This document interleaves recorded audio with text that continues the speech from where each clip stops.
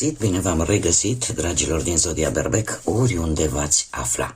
Suntem din nou împreună la o nouă lectură, de data aceasta o lectură atemporală, valabilă din momentul în care voi o veți urmări, așa că toți cei care aveți soarele, luna, Venus, ascendentul în Zodia Berbec, această lectură este de asemenea și pentru voi. Desigur, nu uitați, este totuși o lectură generală, așa că vă rog să luați decât acele mesaje care vor rezona cu voi, iar restul lăsați-le să zboare în univers, pentru că sigur sunt pentru alte energii, care într-o mai mică sau mai mare măsură au o legătură cu Zodia Berbec. Și haideți să vedem, dragilor, care este energia voastră în acest moment în care voi urmăriți această lectură. Care este energia, dragilor mei, din Berbec în momentul în care urmăresc această lectură. Energia generală, foarte multe cărți. Mai încercăm.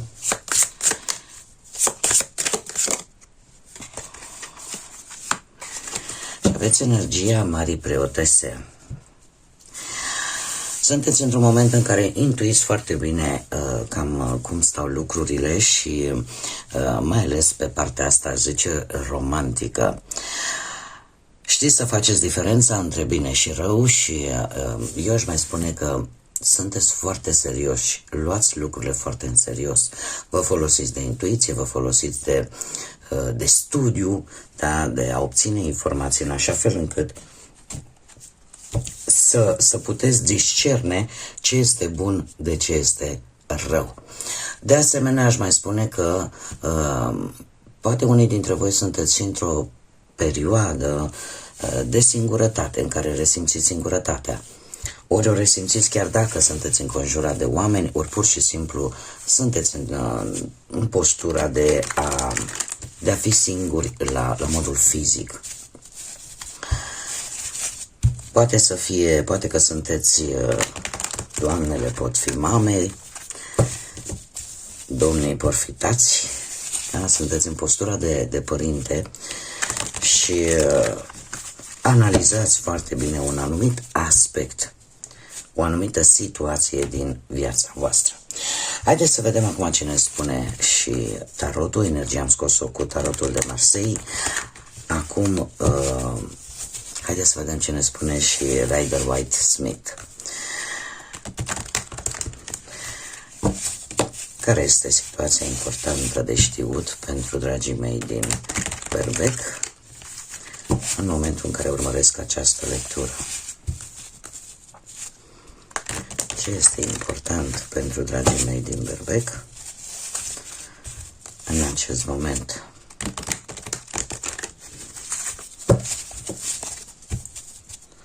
Haideți să vedem.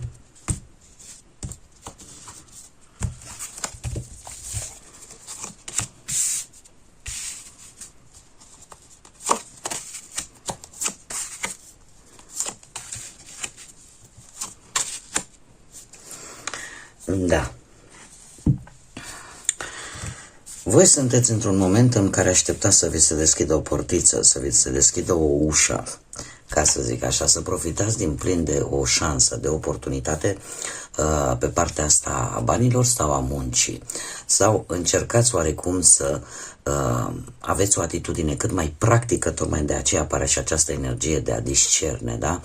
O atitudine cât mai practică, pentru că sunteți la începutul unui proiect sau unei relații noi.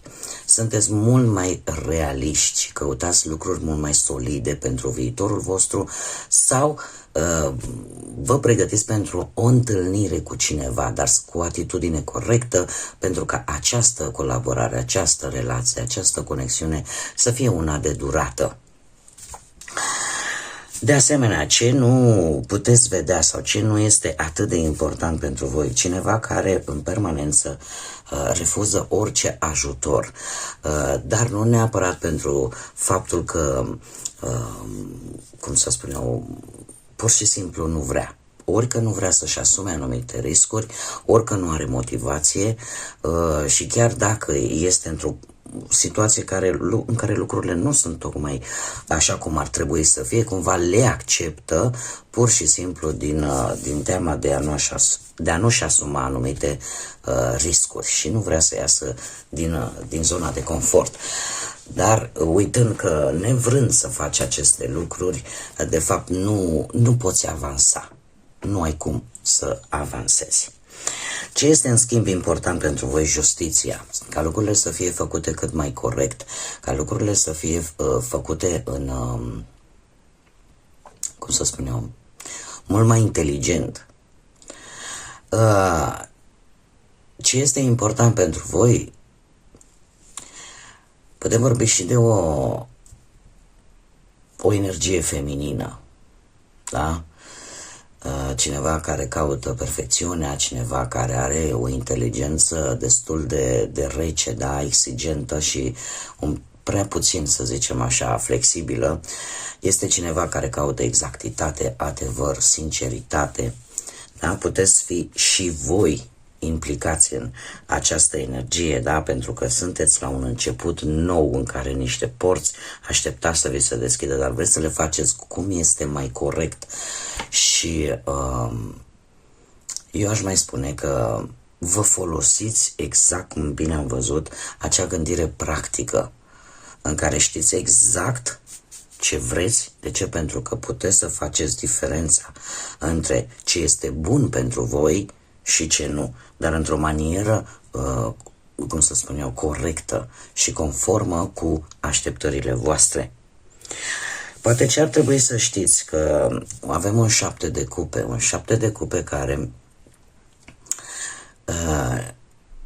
din câte vedem aici, faptul că nu avem bâte,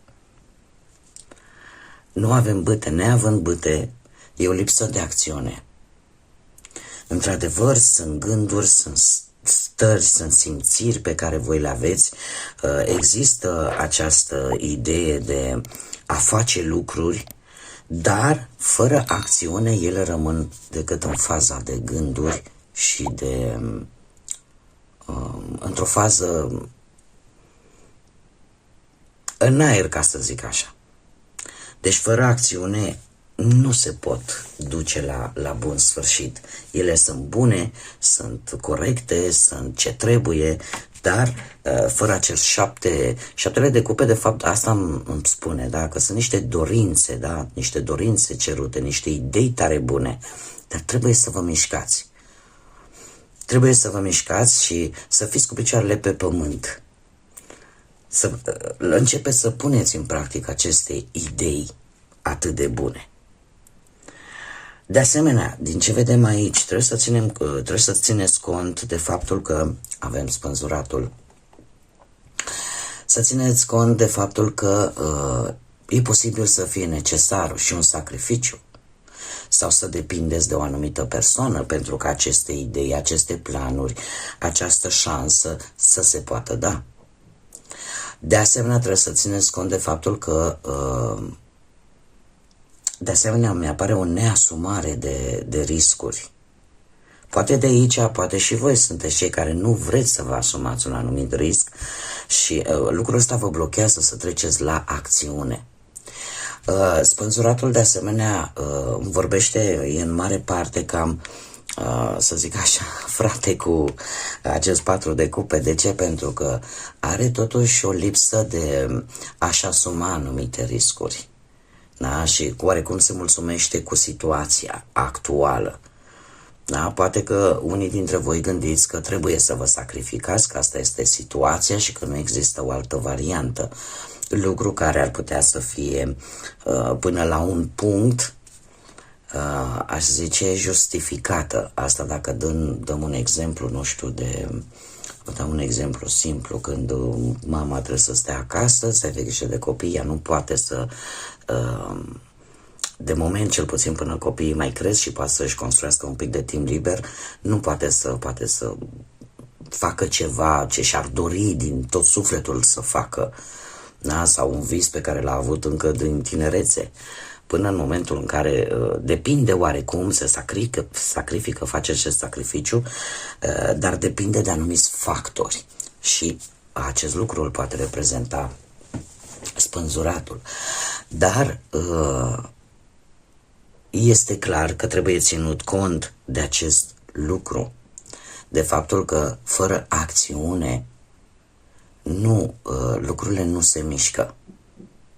Tocmai de aceea e posibil ca unii dintre voi să vreți să faceți ceva, dar să nu puteți din cauza altor situații, altor factori, da? Și lucrul ăsta să vă pună un pic de opreliște. Haideți să mai scot o carte și să vedem ca și concluzie, rezumat, sfat, da? Luați-l ca cum doriți. Acest 9 de bâte îmi spune exact ce vă spuneam, că nu o să fie ușor, dar va trebui să treceți la acțiune. Va trebui să începeți să mișcați, da? Că o să treceți prin tot felul de situații, da? Dar trebuie să arătați, în primul rând, determinare și foarte mult curaj, da? În fața a tot ceea ce va urma să vină. Orice început nou, orice plan nou, orice situație nouă vine la pachet cu acest 9 de bâte. Da? Vine cu o luptă, pentru că viața întreagă de fapt este o luptă, mai mult sau mai puțin pentru unii, dar este o luptă. Așa că în această lectură mie cărțile mi-au arătat o situație, așa mai pe scurt, o situație în care anumite temeri, anumite frici, anumite sacrificii pe care voi trebuie să le faceți, oarecum, cel puțin de moment, vă împiedică să beneficiați din plin de această nouă șansă care vi se oferă. Și paradoxal, trebuie să vă spun, în mod normal, acest as de monede în alte pachete de cărți de tarot arată niște porți deschise. Aici îmi arată niște porți închise, ceea ce îmi spune că deocamdată există șansa, dar vă trebuie curaj să treceți dincolo, voi să deschideți această poartă. Există șanse pentru voi și pentru ce vă planificați voi să faceți, indiferent de ce aspect al vieții vorbim. Că putem vorbi de o nouă relație, de exemplu, da? Care este la început, dar cumva e ceva care vă reține să puteți să intrați din plin, să treceți dincolo de aceste porți și să vedeți ce se află dincolo de ele, să redescoperiți persoane noi, lucruri noi, sentimente noi. Într-adevăr, că vreți să faceți ceea ce este corect, ce este important pentru voi să faceți ceea ce este corect, să vă faceți datoria față de cei dragi vouă sau față de o anumită situație sau față de principiile voastre. Dar, cum am mai spus, gândirea, fie ea cât de bună, dacă nu vine la pachet și cu acțiune, rămâne la fază decât de gândire și cam atât. Haideți să vedem și un sfat din partea îngerilor pentru voi, dragilor din Berbec.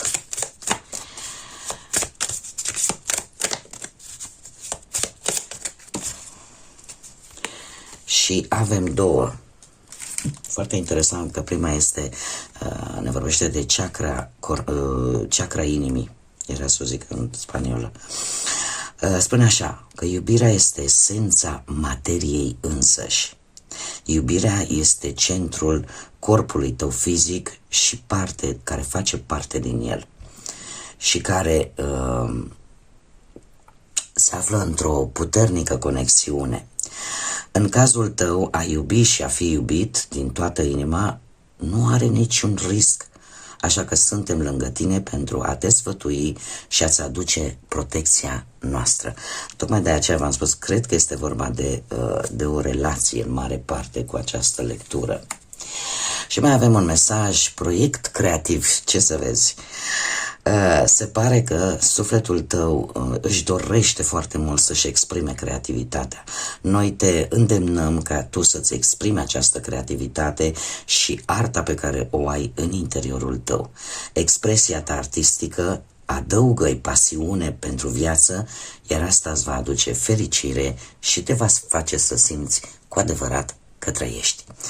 Este de fapt, așa cum bine am văzut, ori de un proiect, da, de suflet pentru voi, ori pur și simplu vorba despre o relație. Bun, dragii mei, cam atât am avut pentru voi de această dată. Eu vă mulțumesc pentru prezență, vă mulțumesc tuturor pentru like-uri, pentru distribuiri, pentru comentariile frumoase, pentru faptul că v-ați abonat. Vă mulțumesc tuturor și îndemn desigur și pe toți cei care încă nu ați făcut-o. Dacă ați rezonat, dacă v-a plăcut, dacă v-au plăcut felul în care eu fac aceste lecturi, nu ezitați, abonați-vă, este gratuit. Cum de asemenea, nu uitați de clopoțel, activați-l pentru că el vă va înștiința de fiecare dată de câte ori fac publicații noi sau când voi reuși să intru și live. Până data viitoare, când ne vom reîntâlni la o nouă lectură, eu vă doresc tot binele din lume, să aveți parte de multă energie pozitivă și de multă acțiune. Așa că până data viitoare, numai bine și să fiți iubiți, dragilor!